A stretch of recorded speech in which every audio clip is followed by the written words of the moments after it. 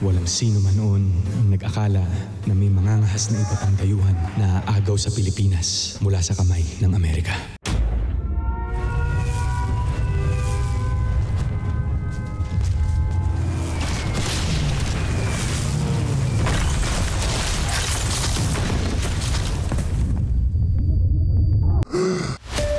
Bago sumiklab ang ikalawang digmaan, nagsimula ng magkagyera sa buhay namin ng aking Kuya Eduardo.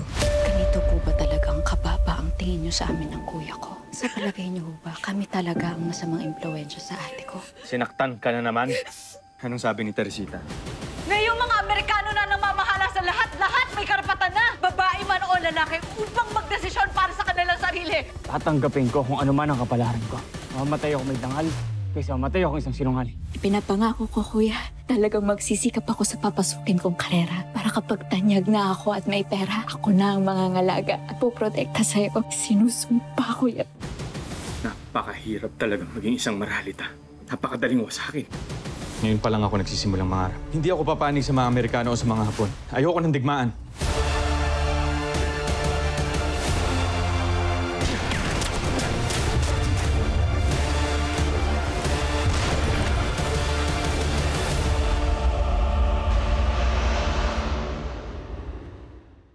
Pulang Araw, world premiere July 29 on GMA Pinoy TV.